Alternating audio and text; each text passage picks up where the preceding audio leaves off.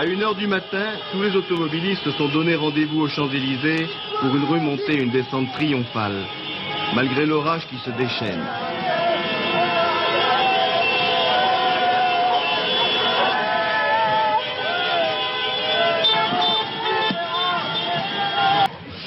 Cette victoire est d'abord celle des forces de la jeunesse.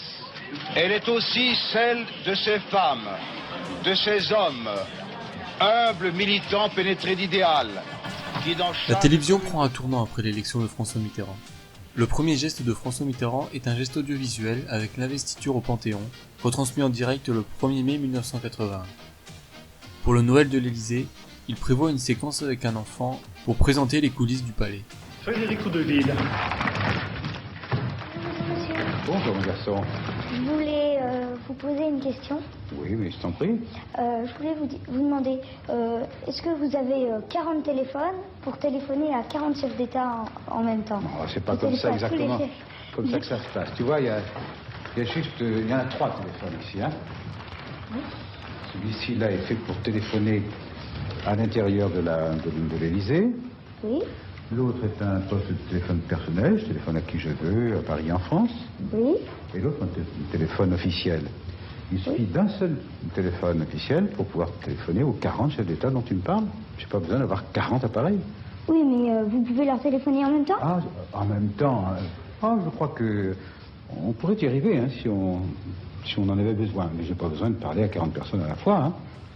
Ah, d'accord. Il faudrait vraiment les circonstances exceptionnelles. De nouveaux présidents de chaînes sont nommés et une nouvelle grille des programmes apparaît afin de donner à la télévision une dimension plus culturelle sous la volonté du gouvernement. Des émissions cultes comme Midi Première de Daniel Gilbert ou les numéros 1 des Carpentiers disparaissent. Je voudrais vous dire qu'on ne comprend pas tellement pourquoi on nous a demandé de partir.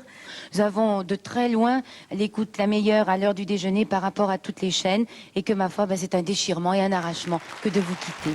Certains présentateurs jugés avoir été trop proches de Giscard disparaissent également, tandis que d'autres font leur réapparition comme Michel Polac avec son émission Droit de réponse, qui causera beaucoup de polémiques. Cela se passait sur TF1, à l'antenne l'émission Droit de réponse, Michel Polac dirige les débats. Minute a dit que je me suis dégonflé à Strasbourg, ce qui est absolument de la délation, car j'ai mis les paras au pas. Voilà, j'avais le bras comme ça.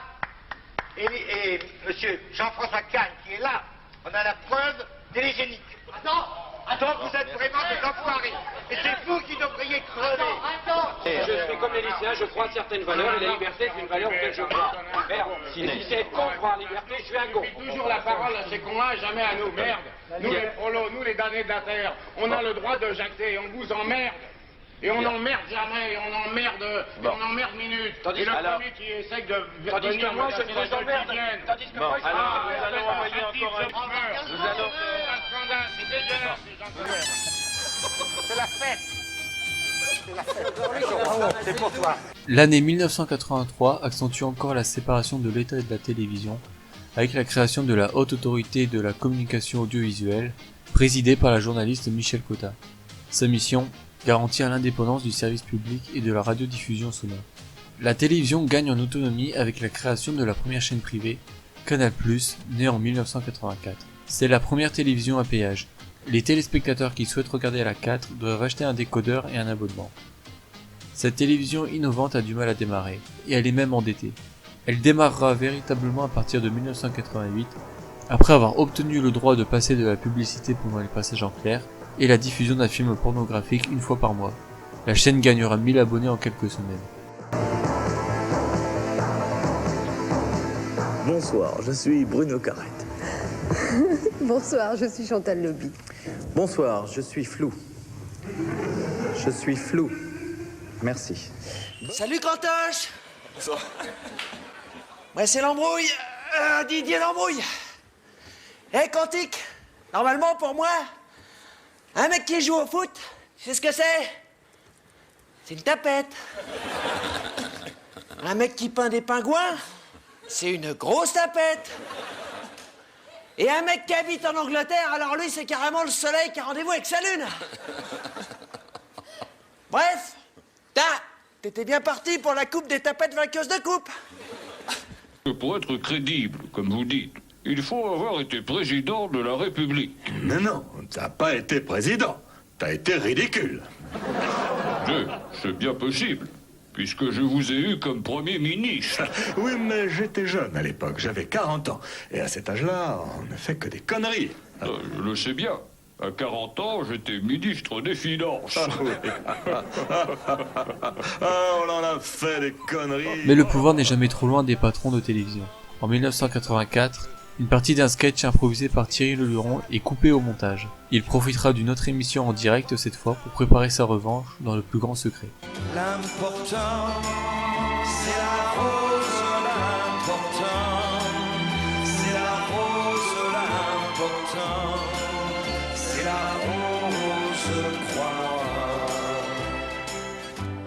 Je dédie au président cette chanson, ce poème en forme de requiem pour Chétain. Ouais, l'emmerdant. C'est quoi? Allons-y.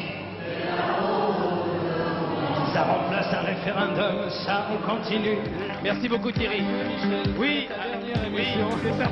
À samedi peut-être. Michel Drucker recevra un coup de téléphone de Jack Lang, lui expliquant son amertume. En 1985, les sondages sont au plus bas pour Mitterrand. Son équipe prend alors contact avec Yves Mourouzi afin de convenir d'une émission plus légère. Après son passage, les sondages remontent. Vous êtes un président chébrant. Vous savez ce que c'est que chébrant?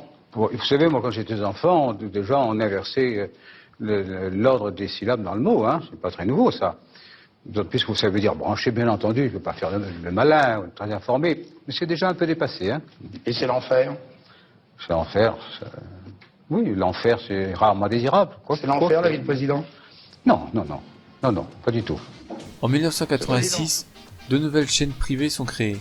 La 5, dirigée par le très controversé Silvio Berlusconi, qui possède déjà des médias en Italie, et TV6, une chaîne musicale. Les élections législatives de 1986 sont gagnées par la droite, et Jacques Chirac est nommé Premier ministre. Presque immédiatement, le ministre de la Culture François Léotard remplace la Haute Autorité de la Communication Audiovisuelle par la Commission Nationale de la Communication et des Libertés, la CNCL. En 1987, c'est cette même CNCL qui examine les propositions de rachat de TF1 que le gouvernement de Jacques Chirac souhaite privatiser. Les deux candidats sont Jean-Luc Lagardère, patron de Hachette, et Francis Bouygues, fondateur du groupe de BTP Bouygues. C'est ce dernier qui remportera la chaîne, mais on le soupçonne d'avoir créé des liens avec les membres de la commission en les invitant dans les plus grands restaurants. Non, devenir capitaliste, c'est bien. Monsieur le Président, êtes-vous à nouveau candidat à la présidence de la République? Oui. Vous avez mûrement réfléchi? Je le crois. On peut savoir quand vous avez pris cette décision. Certains disent c'est en juillet 87, d'autres disent c'est pendant les fêtes de fin d'année. Je n'en sais rien moi-même.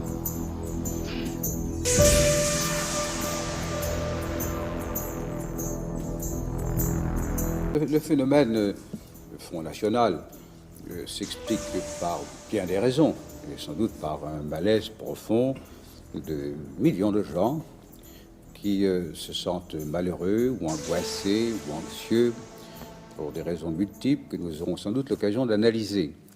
Et j'espère, je n'ai pas toujours eu ce sentiment, que Monsieur le Premier ministre ne sera pas complaisant.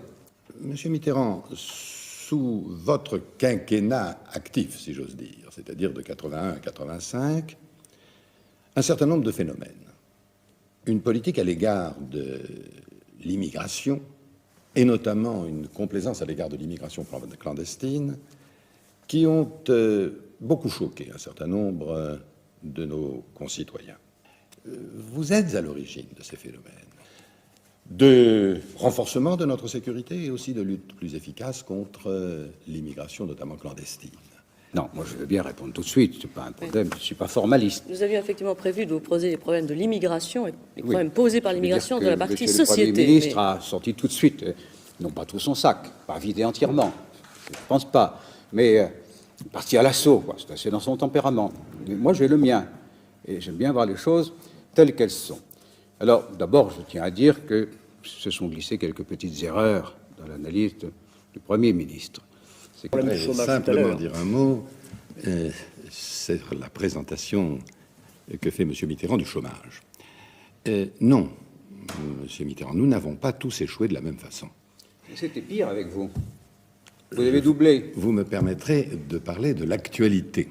Ah oui, c'est ça. De vous avez l'actualité. évité le passé lorsqu'il est lourd. En 86, nous n'avons pas fait la même chose. Nous n'avons changé aucun dirigeant des chaînes de télévision ou de radio, par exemple, contrairement à ce qui s'était passé en 81. Alors il faudra dans ce cas-là que Monsieur le Premier ministre, si jamais l'éventualité assez fragile qu'il a évoquée se produisait, c'est-à-dire s'il est resté au pouvoir, il faudrait vraiment qu'il fasse des progrès, qu'il change un peu de manière de faire. Mais vous avez tout mêlé, Valence, pas condamné, mais écoutez, il ne faut pas avoir des lectures à trous. La manière dont la CNCL s'est installée, la manière dont elle a été composée, les nominations qu'elle a procédées, tout cela a montré une mainmise de caractère totalitaire, je n'hésite pas à employer ce mot, sur les moyens de l'information. Alors, je voudrais vraiment qu'il soit entendu que nous allons faire triompher quelques principes de liberté qui ont été bafoués au cours de ces derniers temps. Tous les dirigeants de chaîne ont été changés par vous, pas par moi. Moi, je vous appelle et je ne fais aucune observation particulière sur votre façon de vous exprimer. Vous en avez le droit. Moi, je continue de vous appeler Monsieur le Premier ministre, puisque c'est comme cela que je vous ai appelé pendant 2 ans, et que vous l'êtes. Eh bien, permettez-moi juste de vous dire que ce soir, je ne suis pas le Premier ministre, et vous n'êtes pas le Président de la République. Nous sommes 2 candidats, à égalité, et qui se soumettent au jugement des Français, seul qui compte. Vous me permettrez donc de vous appeler Monsieur Mitterrand. Mais vous avez tout à fait raison, Monsieur le Premier ministre. Messieurs, vous disiez, il n'y a pas d'incertitude. Il y en a une, Monsieur le Premier ministre, une très grave, la plus difficile à franchir, c'est votre élection. Mitterrand est réélu en 88 pour un second septennat. L'année suivante, la CNCL devient le CSA. Pour faire face à la montée en puissance des chaînes privées TF1 et M6, le gouvernement souhaite créer une présidence commune pour Antenne 2 et FR3. Elles deviendront France 2 et France 3 du groupe France Télévisions en 1992. En décembre 1994, c'est un François Mitterrand affaibli qui exprime ses vœux aux Français. Cela sera une de ses dernières apparitions à la télévision. L'an prochain, ce sera mon successeur qui vous exprimera ses vœux. Là où je serai, je l'écouterai. Le cœur plein de reconnaissance pour le peuple français qui m'aura si longtemps confié son destin, et plein d'espoir en vous. Je crois aux forces de l'esprit et je ne vous quitterai pas. Bonne année, mes chers compatriotes. Bonne année et longue vie. Vive la République, vive la France.